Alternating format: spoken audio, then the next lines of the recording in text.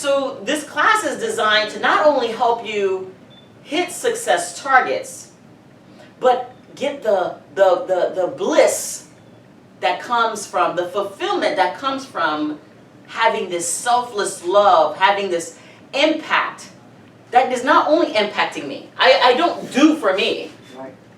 I do for the greater good, with the most high standard, right? I don't, when I only make it about self, when I only make it about I, it gets really lonely, right? It gets very, you get to a point where after you hit so many success targets, you get what you want, you get what you want, you get what you want. And then you're like, what's the point? I can keep getting what I want, keep getting what I want, getting what I want. What is the point? If the focal point, if the focus is not something that is greater than yourself, you're going to find yourself frustrated. You're going to find yourself confused. Probably wealthy, right? If you know, making money is easy. All you got to do is fix a problem. People will pay you to help you fix their problem. So making money is easy. Now, having bliss, having love, joy, peace, patience, kindness, goodness, gentleness, faithfulness, self-control. Now this you cannot buy on Amazon. These elements of the Divine Nine, I call it the freedom fruit. Now this level of bliss, it cannot be purchased at a store near you. You can't buy it and you can't sell it. This only comes from having a connection to something that is greater than yourself, right? Having the most high standard. Knowing that you're not only doing good, because that's step number 2, okay? Doing good is step number 2, but being in good. Being in Him who is good, which is humility, integrity, maturity. And I know last time we talked about how I can prove to everyone humility, integrity, maturity is what everyone innately craves, because everybody wants a partner, a child, a spouse, a business partner, a friend that is humble, that practices integrity when they're behind your back, right? They talk good behind your back. They don't stab you behind your back, right? They're mature. When pressure shows up, they're not going to disappear on you, right? They're mature, right? So innately we all crave humility, integrity, maturity. So this is the standard. This is the core value. This is what you want to build. Whatever you're building on, whether you're building a relationship or you're building a business or you're building up your own character, you want to build it on a foundation that is solid. Something that no one can steal from you. I call it the incorruptible account. The incorruptible account is humility, integrity, maturity. It's when something on the inside of you decides to turn Him on. Turn the best on. Decide the best is the only thing that I want, and I'm willing to exchange the best for the rest. The rest is over here. Okay? When you have a focal point, and we talked about that last week, how step number 1 is to find a focus, right? Get a clear focus on exactly what you want.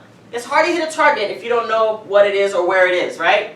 It's easier to hit a target when you know what it is and where it is, right? And when you choose that target, make the target greater than your problem. Make the target greater than even you. Make the target to be on this side, on the most high level. Like they teach you in karate, you don't hit the problem, you hit the solution on the other side, right? You have to see something greater and higher than you to get to where you want to go, right? What happens is a lot of people, they'll join a gym, but won't have a target. Good job. You just pay monthly to have an institution. Some people get married and they don't have a target. I've been married a couple times, so I can tell you how to do it wrong, okay? You know, I did the institution, but I didn't have a target, and then I didn't have the number 2, a strategy, right? I didn't have a strategy. Because I didn't have a clear focus on where the best was, I just did whatever was left. I did whatever. and my partner did whatever, and we found ourselves in a mess because we were trying to do a whole bunch of things based on an institution, right? It's like, again, it's like my car without me in it. It's a paperweight, right? It's like my car without an engine. It's a paperweight. A marriage or a business without core character, without a healthy core condition, is going to be an empty, frustrating situation. And you're going to be like, but I did this, but I did that. It's not about doing if you neglect being. Are we human beings or human doings? Which one are we? We're human beings. I've never been in biology class and they said yes and the human doings. No, no. We are human beings. Now, we are human beings that do, okay? But neglecting the needful thing, right?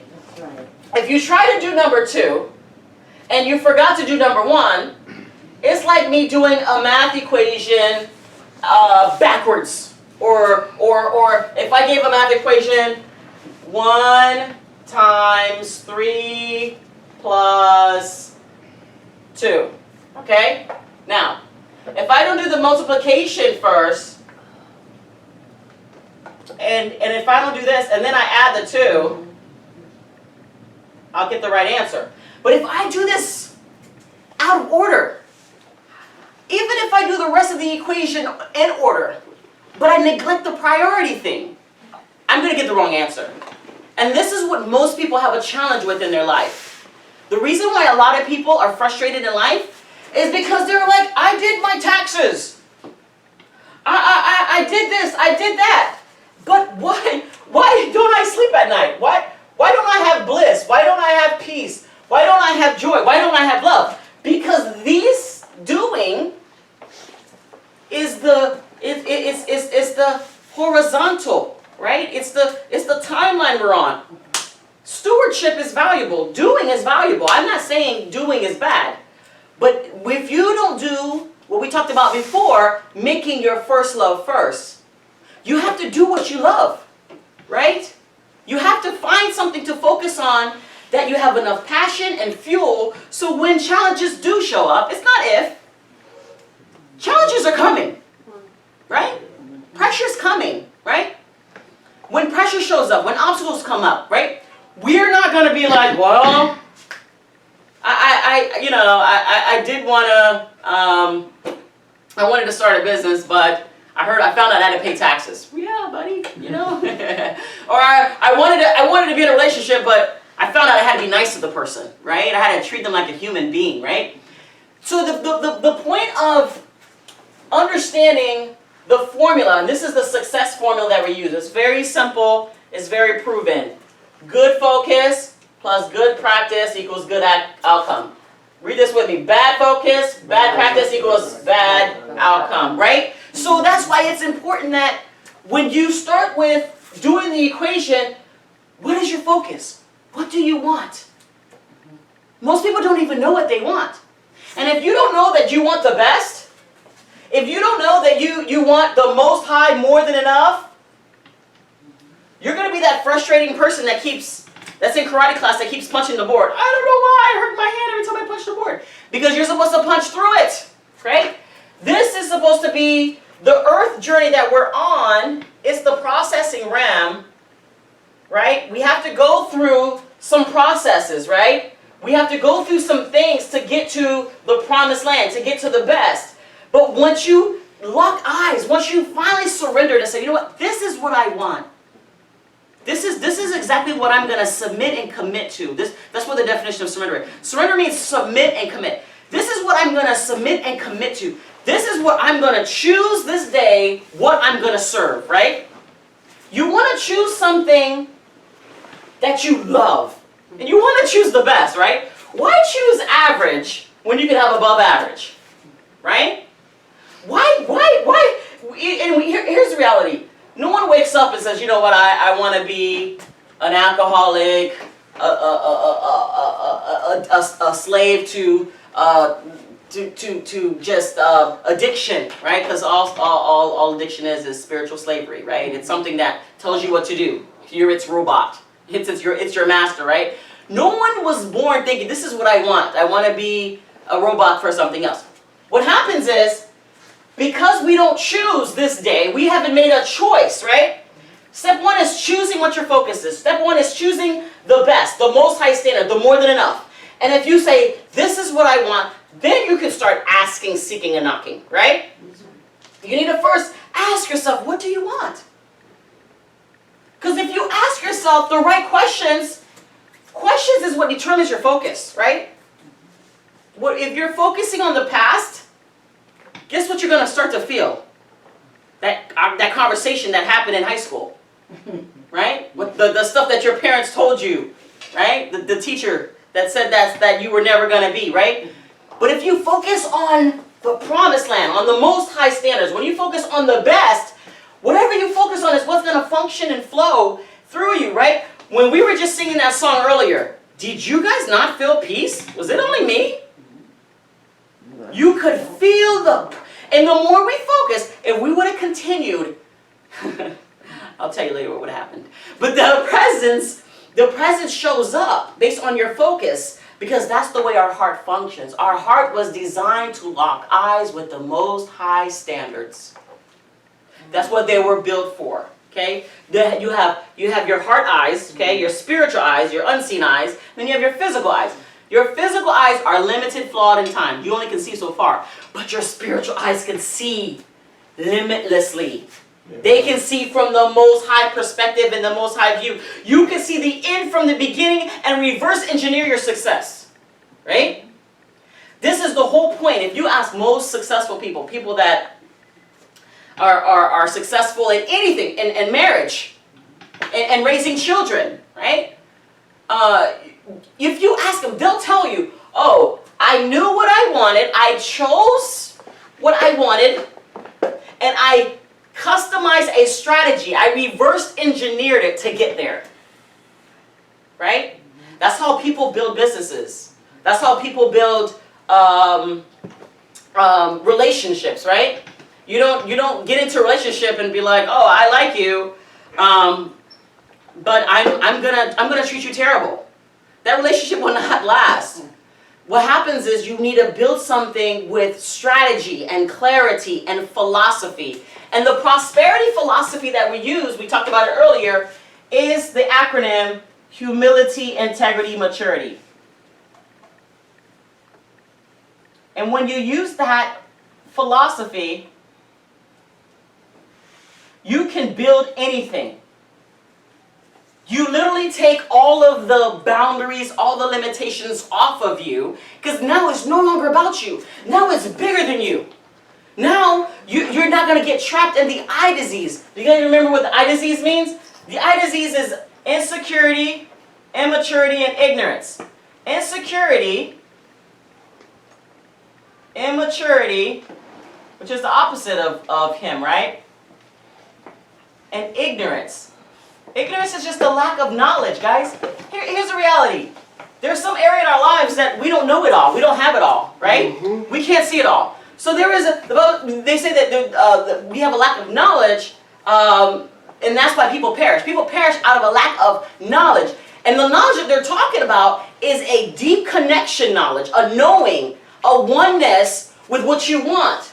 One good question will reignite your most high focus. Will reignite the best out of you. But let me tell you something. I call it the 6 ultimate questions. Who, what, when, where, how, and why. Okay? Because I don't know where you are in your life. But if you can find an answer to the 6 ultimate questions. Who, what, when, where, why, and how. This is the 6 ultimate questions. These questions, you don't need to be questioning your past. You don't dissect what you released in your past, okay? That's wasted information, wasted energy. You can't control or change the past. Let it go. Flush it in the sea of forgetfulness. Flush it in the septic tank where it's not producing any fruit, right? What you want to question is, where is the best? How can I become the best? How can I be one with the best? Who else wants to go with me? Who else wants to work with me, right? You want to ask these questions You only need one good question. One good question will refocus you immediately. Whatever you're questioning inside of you, whatever you're asking, seeking, and knocking on the inside of you is where your focus is going to go. When we came in here, I asked you guys to focus on something. And because I asked you guys to do that, that question triggered a new focus. And that focus took you to a higher place outside of yourself, right? It took you deeper and farther than yourself. That's where your power is. Your power is not in your past. Your power, here it is, you don't even sit on the throne of the future. You can't predict the future. But let me tell you where your power is. You have this now moment. The now moment is what you get to govern. You get to choose right now who you will serve. Will you serve the best, the rest, or the worst, right? But that's something that is a choice, and it has to start from the inside. It has to be something at the core of you that just says, you know, I know I was designed by the best. I know I'm designed for the best. You know? And when you start talking to yourself in a most high perspective, and you start speaking life, and you start speaking light, and you start speaking love in you, on you, and around you, whatever's in you is what's going to come out of you when pressure shows up. Right? And let me tell you something. The way I love myself is how I'm going to treat people, how I love others. If I'm hard on myself, and I'm a perfectionist, and I'm trying to be perfect all the time, guess how I'm going to be to you? You're breathing wrong. Your shoes, you're hot, your shirt. Because what's in me, when you squeeze the donut, comes out of me, right? Pressure, and we're all under pressure. So pressure is not what we can't avoid pressure. What can we do with pressure is we can use pressure to bring out the best in us. Okay? We can use pressure now as a I call it optimizing opportunity tool, right? Because pressure is unavoidable, because change is unavoidable. We might as well learn how to be the best at change. Be flexible, be nimble. You know, like the Matrix, man. Them bullets and them fiery darts try to come in. You know, we learn how to adjust and adapt. We learn how to move, and we flow with the currency of time, right? There's currency and there's flows that's happening, and the more that you have a focal point, nothing else matters, guys. Nothing else matters. Like, you don't have to worry about what they said. Let me tell you something. The voices of they and them can't compare to the still soft voice of him.